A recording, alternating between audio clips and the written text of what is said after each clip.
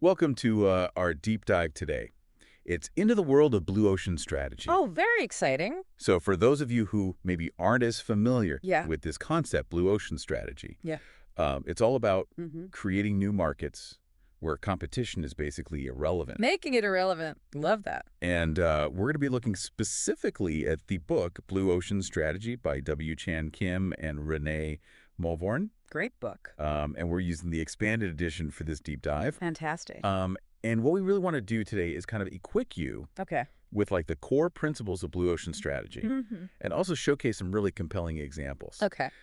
So you'll hear things about how Cirque du Soleil totally reinvented the circus Oh, wow. or how Ford's Model T revolutionized transportation. Oh, love it. So are you ready to dive into these uncontested waters? I am absolutely. I think a great starting point would be the idea of value innovation. Okay, so value innovation. Yeah. What is it about this concept that makes it stand out in the world of business strategy? I think value innovation is really about creating a leap in value for both the buyers and the company itself.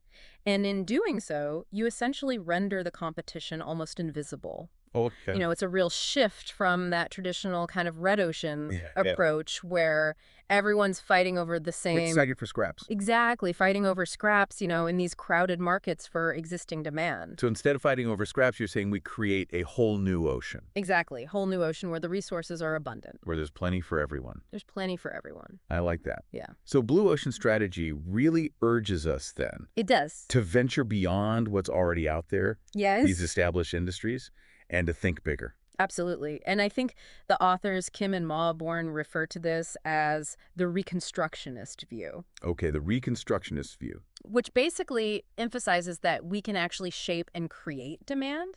Rather than just saying, oh, here's They're something reacting to it. out there. I'm Yeah. just going to try to get a piece of it. That's right. This is about creating something entirely new. Absolutely. That's exciting. It is exciting. So in the book, they outline 6 paths for uncovering Yes, these blue ocean opportunities. that's right. Can you walk us through maybe a couple of those paths? Sure, let's start with a company called NetJets. Okay, NetJets. They basically carved out a blue ocean in the private jet industry. Okay, so private jets, Yeah. notoriously expensive. Yes, very much so. How did they find a blue ocean in that? Well, they did that by offering the benefits of private travel Mhm. without the huge costs of ownership. That's interesting because most people, I know, right? when they think private jet, they think, Frigging the jet. I've got to own the jet. Yes. So how did NetJets kind of work around that? Well, they recognize that for a lot of people, the main appeal of private jets Mhm. was the convenience and the efficiency. So it's not about like this It's just- champagne and caviar. It's about, They just need to get there quickly. Exactly. So they found a way to kind of remove that financial burden of buying and maintaining the jet while still giving their clients access to a massive network of airports and, cutting down their travel time significantly. wow. So it's like It's a clever... it's a really clever solution. Yeah, So I guess this first path is about looking at what other industries are doing. absolutely. Drawing inspiration from different industries and adapting those successful strategies Okay, cool. to a new context. All right. So what about path 2? Let's talk about Path 2. Okay. Path 2. Let's dive into the fitness world with a company called Curves. Okay, curves. I remember seeing those gyms like Yeah, they were everywhere. popping up everywhere. They were everywhere. What was their secret? So Curves really tapped into an untapped market, which was women Mm-hmm. who felt really intimidated by traditional gyms. Okay, so they found a niche They found a niche. and they decided to just cater to that. Specifically. They understood what was keeping women from joining those traditional gyms. Mm-hmm. You know, things like the cost, the perceived complexity, the fear of judgment. Yeah. So by stripping away all of those unnecessary elements, Yeah. they focused on a very simple and supportive workout environment Mm-hmm. designed specifically for their target audience. And they just blew up. And they created a fitness blue ocean. That's awesome. So Path 3. Path 3. This one, I believe, is about shifting our perspective Yes. within the existing buyer chain. That's right. Right. So let's think about Bloomberg, the financial data giant. Okay, Bloomberg, yeah. They completely revolutionized the industry by shifting their focus Mm-hmm. away from corporate purchasing departments to the end users, the traders, the analysts. So instead of going to the person with the purse strings, Yes. they went to the person who's actually going to be using it every day. Exactly, because they knew that if they made the lives of those traders and analysts easier. More efficient, the demand would naturally follow. Interesting. They provided real-time data and analytics, which was a game changer for these financial professionals. It's about understanding who your actual customer is. Absolutely. Okay, path 4. This one is looking at complementary products and services. Looking at the bigger picture, Yeah. the whole ecosystem. So we can broaden our perspective a little bit. Yes. Okay, so what's a good example of this path in action? All right, so we've got Philips, the electronics company, Mm-hmm. and they ventured into the British tea kettle market. British tea kettles. I know, it seems a little strange. Seems kind of random for an electronics company. It does, but they saw an opportunity. Okay. They identified a problem that nobody else was tackling. What was the problem? Hard water. Hard water. Yeah, so British water is known for its high mineral content, Okay. which leads to lime scale buildup in kettles. Okay. Now, this affects the taste of the tea, and it also reduces the lifespan of the kettle. So Philips, by focusing on the quality of the water, Interesting. managed to create a completely new value proposition. So they didn't focus on the kettle itself. They focused on something that would affect the kettle. They looked at the bigger picture. That's really interesting. Yeah. Okay, so Yeah. path 5. This one seems to be about emotions and functionality. Exactly. Appealing to both the emotional and functional needs of your target market. Okay, so it's understanding your customer. Deeply understanding your customer. Yeah, and what they want. Yes. Okay. What's a good example for path 5? Let's look at QB House, a chain of barbershops in Japan. Okay. They realized that a lot of busy professionals saw haircuts as a chore. Not a pampering experience. Not a luxurious experience, just something they had to get done. Yeah, just got to get it over with. Exactly. Yeah. So QB House got rid of all the time-consuming extras. Okay. No scalp massages, no hot towels. Just get in, get out. Get in, get out. They even had a traffic light system to show wait times Oh, that's smart. to reduce that frustration of waiting. So they took something that a lot of people consider A leisurely experience. kind of a leisurely experience And made it super streamlined. and streamlined it. Yes. Very cool. And path 6, the final path? Path 6 encourages us to look across time. Across time. Yes, anticipating and capitalizing on trends that are going to shape the market. Okay, so looking forward a little bit. Exactly. Gotcha. And what's an example of a company that did this well? Think about Apple's response to the rise of illegal music downloads. Oh, yeah, when everybody was Everyone is downloading illegally. getting in trouble for Napster and all that. Exactly. The music industry was freaking out about piracy. Yeah. But Apple saw an opportunity. Okay. They launched iTunes. That was a Brilliant move. genius move. It was a genius move because they provided a legal, user-friendly, and affordable platform for downloading music. Okay. They tapped into that existing trend. Yeah. They recognized that people wanted a convenient and legitimate way to get their music. They wanted it, but they didn't want to They didn't want to break the law. get in trouble for it. Exactly. That's brilliant. Okay, so we've got these 6 paths. 6 paths to a blue ocean. What Blue Ocean? That's incredible. It's a great framework. But how do we take these paths? That's where the 4 actions framework comes in. Okay. The 4 actions framework. This is a tool that helps us actually reconstruct those market boundaries Interesting. and create what Kim and Mauborgne call a new value curve. A new value curve. I am very interested to learn more about that. We'll dive into that. So let's dive into the 4 actions framework in the next part of our deep dive. All right, so the 4 actions framework, it really encourages us to kind of challenge those conventional industry standards. You know, it's about eliminating things that the industry just takes for granted. Okay. And reducing elements that are, below industry standards. Okay. And raising some factors above those standards. And then creating completely new factors that nobody's ever even thought of before. This is it's a complete total reshaping. Reshaping, yeah. Okay. It's exciting stuff. It does sound exciting. I'd love to see it in action, though. Okay, sure. Do you look at a specific example? Absolutely. Let's talk about Yellowtail, the Australian wine brand. Okay. That kind of rocked the American wine market. Oh, yeah, Yellowtail. I love their wines. Yeah, they're great. And their success can really be attributed to this 4 actions framework. Okay, so how do they actually apply this framework? First of all, they eliminated all that complexity that's often associated with wine, Yeah, all that, like, They got rid of the jargon yeah, I don't know. about tannins and aging. Anything about that stuff. Exactly. Yeah. And they focused on simple, fruity flavors. Which is what most people That's what people want. want when they just want a glass of wine. And they just want to enjoy a glass of wine. Exactly. So we don't want to have to think about it too much. Yeah. So they also reduce the focus on things like vineyard prestige, awards, all that stuff that can be really intimidating. It can be really intimidating. To a casual drinker. Yeah, I feel like sometimes they make it I know. purposely complicated. Well, they do. So they took that away. They took it away. They made it more accessible. Exactly. Okay, what else? They raised the ease of selection. Okay. So they offered a limited range of varieties. Oh, that's good, because sometimes Overwhelming. you go into a wine shop and it's just There's so much. like a wall of wine. Exactly. So they simplified that. They made it easy. I made it easy. Okay, so what did they create? Well, they created a really fun and approachable brand identity. Okay. So think about that playful kangaroo logo Yeah. and those bright colors. Yeah, their branding is very distinct. Very distinct. It stood out from all those traditional, often kind of stuffy wine labels. Yes. And it really resonated with consumers. They weren't afraid to have fun. No, they embraced it. You did? They did. That's awesome. Yeah. Okay, so it sounds like this 4 actions framework Yes. is a really useful tool Very for weird. finding those blue oceans. It helps you kind of chart that course. Yeah, but what about once we've got that blue ocean, Yes. we've got our idea, what about the business model? Ah, yes. That's where the strategic sequence comes in. The strategic sequence. So this is what Kim and Mauborgne call it. Mhm.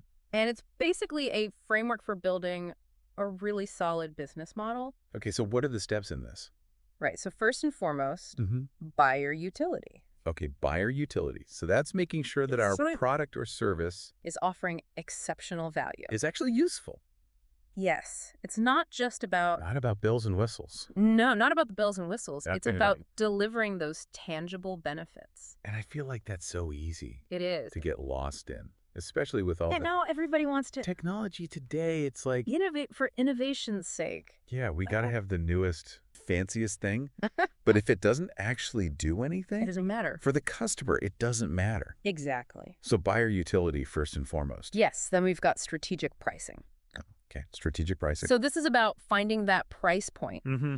that's going to attract a large customer base, Okay. but also allow you to make a decent profit. So it's that balance. It's finding that sweet spot. Yeah, how do we do that? Well, the book talks about something called the price corridor of the target masses. Oh, okay, the price Of corridor. the target mass. So this involves understanding how sensitive your customers are to price Okay. and, figuring out what they're willing to pay. So putting yourself in the customer's shoes, Exactly. saying, would I pay this I pay the for this? Exactly. Okay, so we've got buyer utility, we've got price. Then we've got cost. Okay, cost. So can we deliver this value proposition Mhm. at a price that makes sense for both the buyer and us? Right, so we can't be losing money. No, we got to make a profit. So how do we figure that out? Well, streamlining operations, Okay. finding the right partners, Okay. leveraging economies of scale. Mm-hmm. These are all ways to kind of manage those costs. So it's about being smart with your resources. It is about being smart. Okay, and then what's the final? And finally, adoption. Adoption. Even if you have an amazing product, Yeah. even if your business model is solid, Mm-hmm. you still have to overcome resistance from stakeholders, Oh, yeah. your Employees, investors. Buckmers, the public. Yeah, just the general public. Change can be scary. It can be really scary. So it's important to address that. So how do we do that? Well, transparency, Okay. open communication, Mm-hmm. a collaborative approach. Yeah. These are all key. So making sure everybody's on the same page. Everyone's on the same page. Yeah. Feeling understood.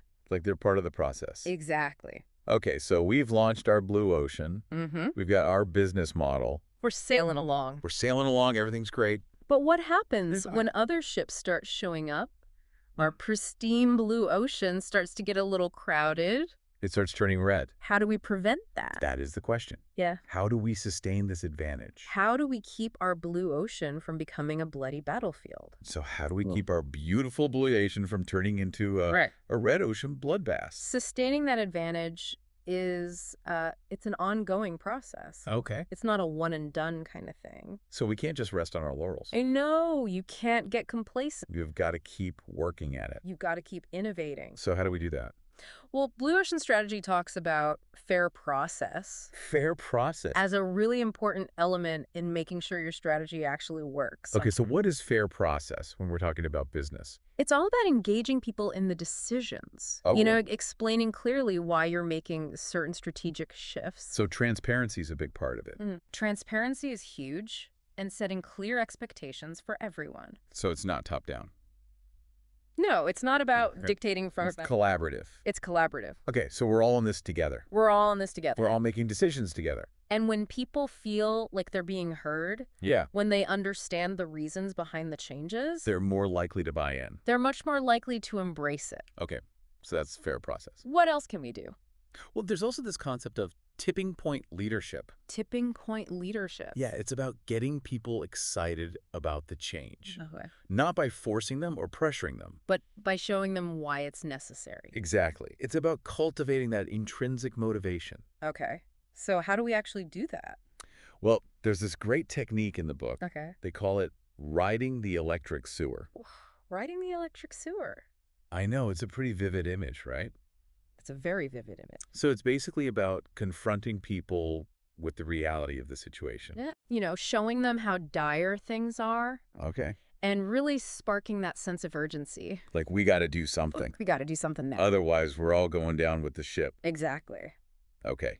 So we've got fair process. We've got tipping point leadership. Mm-hmm. Anything else? Well, I think the key is to remember that blue oceans aren't static. Okay. They're not going to stay blue forever. So we can't just assume that we've Yeah. made it, we're in the blue ocean, we're good to go. You've got to constantly monitor the market, adapt to what's happening. Keep innovating. Keep innovating and keep finding those new ways to differentiate yourself. So it's an ongoing process. It is. We've got to stay ahead of the curve. The book gives a great example of Salesforce.com. Okay. Salesforce. They're a company that's done a great job of reinventing themselves. Okay. So they started by creating a blue ocean with their on-demand CRM automation, Okay. which was a huge disruption to Mhm. the software industry. Okay. But they didn't stop there as competitors started popping up. Right. They kept innovating. Okay. They came up with Force.com, a platform for building custom applications, Okay. an app exchange, a marketplace for those apps. So they built a whole ecosystem They built an ecosystem around this initial blue ocean. that kept expanding that blue ocean. That's incredible. Okay, so it sounds like Yeah, blue ocean strategy is really more of a philosophy. I think so. It's a mindset. It's a mindset. It's a way of approaching. It's not a one-time Yeah. thing. It's something we have to constantly be thinking about. Absolutely. I think that's a great way to put it. Awesome. Well, this has been a truly fascinating It has. look into blue ocean strategy. It's been a pleasure. Can we just quickly recap the main takeaways? Sure, absolutely. So I think we can boil it down to 10 essential points. Okay, let's hear them. So first, remember, blue ocean strategy is about creating uncontested market space. Not about battling it out with the competition. Exactly. It's about making the competition irrelevant. Okay, love that. What else? Number 2, value innovation is key. Okay. It's got to be about offering exceptional value to both the buyer and the company. So it's got to be a win-win. It's got to be a win-win. Okay, what's number 3? The 6 Paths framework gives you a roadmap to find those blue ocean opportunities. Okay, so use those paths to explore. Explore those different areas. What's number 4? The Eliminate, Reduce, Raise, Create grid. Okay, That's your tool for reshaping the market okay. and creating a really compelling value proposition. So it's about shaking things up. It is. Okay, what's number 5? The strategic sequence. Mm-hmm. That's how you build a solid business model. With buyer utility, pricing, cost, and adoption. Absolutely. Make sure you're hitting all those points. Okay, so those are 5 amazing takeaways. Mhm. What about the other 5? All right, number 6, don't forget about non-customers. Oh, interesting. They can be a huge source of untapped demand. Okay, Number 7, fair process is essential okay. for getting everyone on board with your strategy And for building trust. and building trust. Exactly. Okay, number 8. Tipping point leadership can really help accelerate that change. By making people feel like they're part of it. Exactly. Empower those key influencers. Okay, what's number 9? Strategic alignment is crucial. You know, Make sure your value proposition, your profit model, and your people proposition are all working together. so everything's in harmony. Everything's in harmony. And finally, number 10. Blue oceans don't last forever. So we've got to keep innovating. You got to keep innovating. You got to keep monitoring, adapting. Keep swimming. Keep swimming. I love it. Well, this has been truly inspiring. It's been a pleasure. I feel like I can go out and create my own blue ocean. I hope so. Thank you so much for sharing your expertise with us My pleasure. and to our listeners. Yes, Thank you for joining us on this deep dive it's been fun. into blue ocean strategy. Definitely. We encourage you to check out the full book. Yeah, lots more great stuff in there. There's tons of amazing insights into it. Absolutely. And remember, the world is full of possibilities. So go out there Go out there and create your own blue ocean. make some waves. And make some waves. Thanks again. Thank you.